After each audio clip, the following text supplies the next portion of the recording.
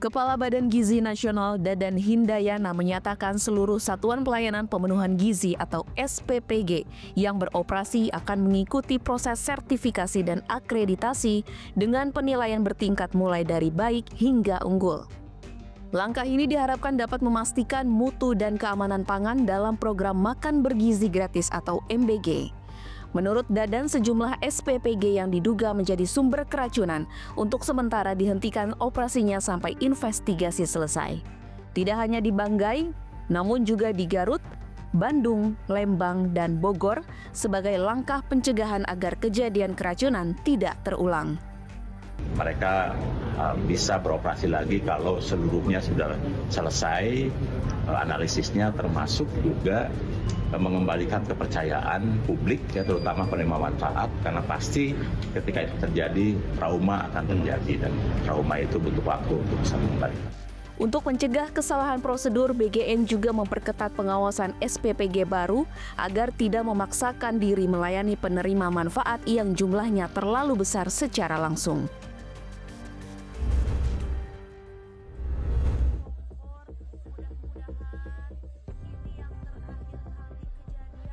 Ratusan siswa di Bandung Barat mengalami keracunan yang diduga karena paket makan bergizi gratis yang mereka konsumsi.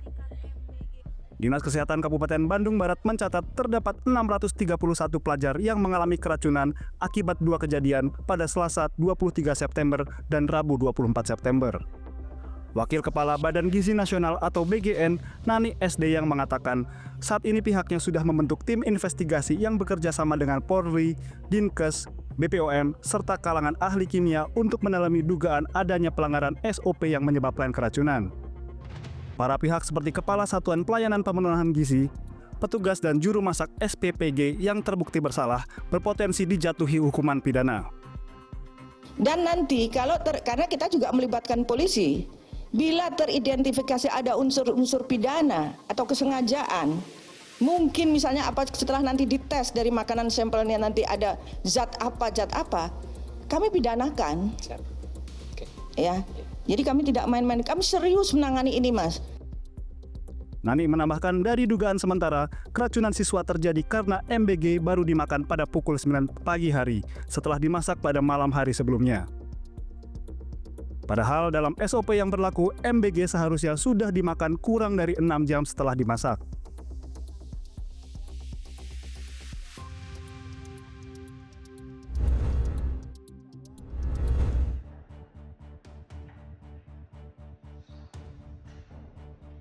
Rentetan kasus keracunan makanan di kalangan pelajar usai mengonsumsi makan bergizi gratis atau MBG menuai sorotan serius Ikatan Dokter Anak Indonesia atau IDAI.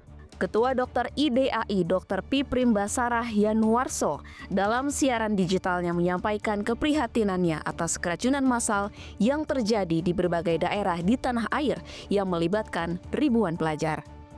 Ia pun menyerukan agar seluruh penyelenggara program MBG segera dievaluasi di berbagai tingkatan.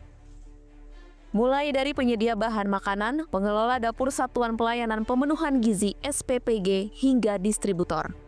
Sebab menurutnya evaluasi ini sangat penting untuk menemukan formula yang tepat dalam mengelola program serta mencegah terjadinya peningkatan angka keracunan.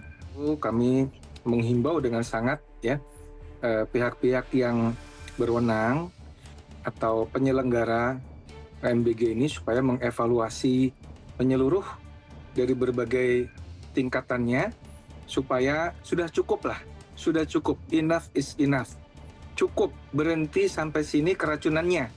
Kalau program MBG-nya mau dilanjutkan silakan, tapi jangan ada jatuh korban keracunan lagi gitu ya.